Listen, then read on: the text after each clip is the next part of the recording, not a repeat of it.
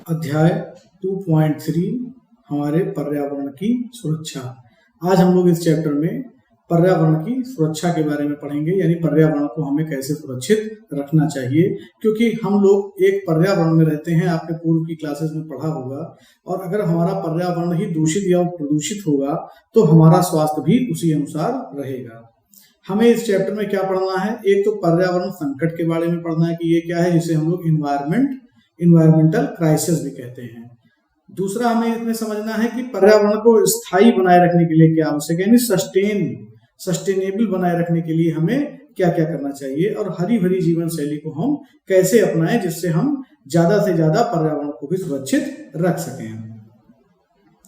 देखिए, आपने इनमें से कई प्रदूषण के बारे में पढ़ा होगा पहले, जल प्रदूषण, वायु प्रदूषण और भूमि प्रदूषण। अब हम लोग एक नागरिक के रूप में, यानी भारत के नागरिक होने के नाते हमारे अधिकारों और कर्तव्यों के बारे में जानेंगे।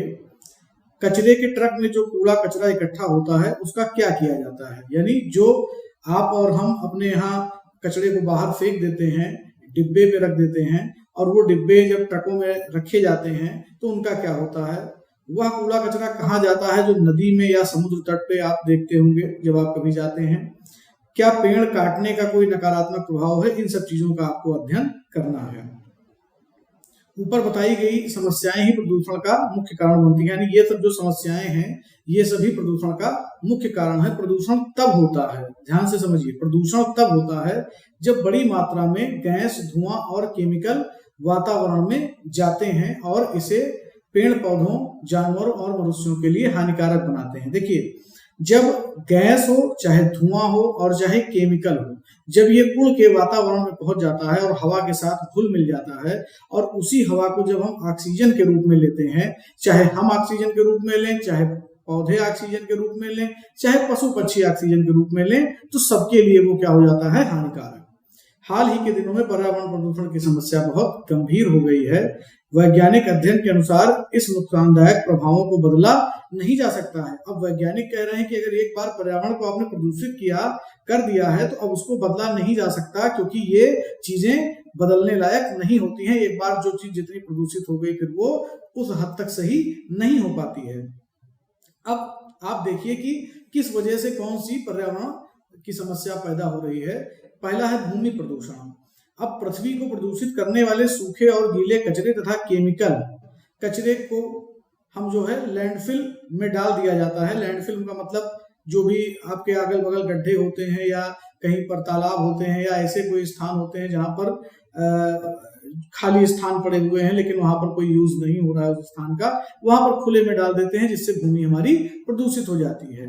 वायु प्रदूषण, गाड़ियों और कारखानों से निकलने वाले धुएं, लकड़ी जलाने से ये जो धुआं निकलता है इसको भी हम वायु प्रदूषण का कारक मानते हैं। जल प्रदूषण, मानव गतिविधियों के कारण पेंट, प्लास्टिक, केमिकल इत्यादि से भी हमारा जल प्रदूषित होता है, यानी पानी में ये सारी चीजें डाल देने से पानी हमारा दूषित हो जाता है, जिसे जल प्रदूषण कहते हैं। जंगलों की कटाई, खेती करने के लिए और घर बनाने के लिए लोग जंगलों को काटते हैं, जिससे जंगल नष्ट हो जा रहे हैं। जंगल नष्ट होना मतलब पेड़ों का नष्ट होना, पेड़ों का नष्ट होना मतलब ऑक्सीजन की कमी, क्योंकि पेड़ ही हमारे लिए ऑक्सीजन को पैदा करते हैं और कार्बन डाइऑक्साइड को वो अवशोषित करते हैं। तो जब पेड़ ही नहीं रहेंगे तो हमारे पर्यावरण में ऑक्सीजन की कमी हो जाएगी और कार्बन डाइऑक्साइड बढ़ता चला जाएगा, जिससे हमें स्वास्थ्य संबंधी बीमारियां हो जाएंगी। मिट्टी का कटाव, जब पानी, हवा और अन्य प्राकृतिक आपदाओं के कारण धूल और मिट्टी ऊपर की सतह से हट जाती है तो मिट्टी का कटाव हो जाता है। अब देखिए, पेड़ आप काटे डाल रहे हैं तो पेड़ मिट्टी को होल्ड करते हैं, यानी जंगल में मिट्टी को जो है पेड़ पकड़े हुए होते हैं, अपनी जड़ों के साथ बांधे हुए होते हैं। तो जब एक बार पेड़ कट जाएंगे तो मिट्टी भी ऑटोमेटिक क्या हो जाएगी, जब भी बरसात होगी या आप कह सकते हैं कि ओले पड़ेंगे या तूफान आएगा तो वो मिट्टी भी कट के आपके नीचे गिर जाएगी। अब ये जो परेशानियां पैदा हो जाएंगी उससे हमें क्या क्या स्वास्थ्य पर हमारे प्रभाव पड़ेगा, चाहे हम हो, पेड़ पौधे हों या फिर पृथ्वी पर कोई भी रह रहा हो, उसके स्वास्थ्य पर बुरा प्रभाव पड़ेगा। आइए देखते हैं कौन कौन से मुख्य प्रभाव पड़ेंगे। ओजोन का घटना। ओजोन आप जानते हैं कि एक लेयर है जो कि पराबैंगनी किरणों को धरती पर आने से रोकती है, लेकिन जब वो लेयर, वो परत ही धीरे धीरे हमारी उसमें छेद होते चले जाएंगे या वो हल्की होती चली जाएगी, तो पराबैंगनी किरणें हमारी धरती पर आएंगी, जिससे हमें तमाम तरीके की स्किन डिजीजेस और कैंसर जैसी गंभीर बीमारियां भी हो सकती हैं।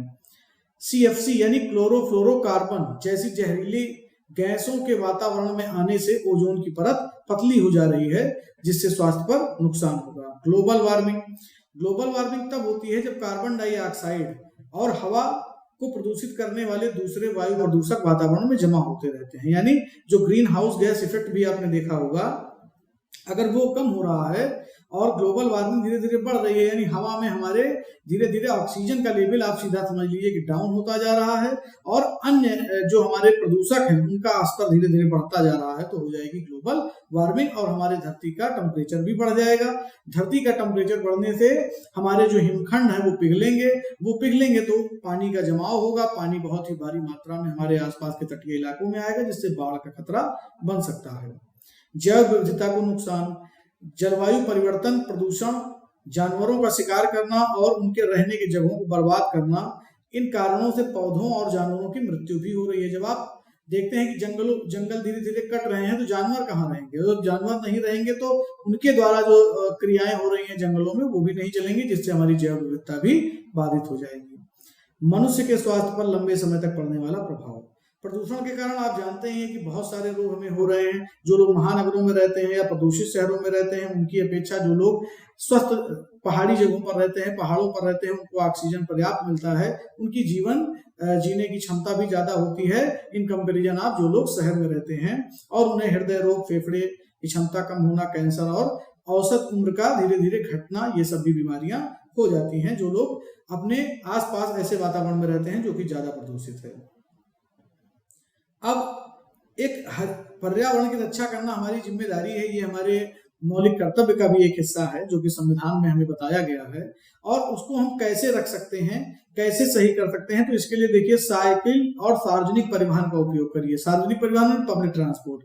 अब सपोज करिए हर व्यक्ति अगर कार और मोटरसाइकिल और जो है चरपहिया ले लेगा, तो सार्वजनिक चीजों का उपयोग धीरे धीरे, बस का उपयोग, ट्रेन का उपयोग, फ्लाइट का उपयोग कम हो जाएगा, और उनके कम होने से प्रदूषण बढ़ेगा।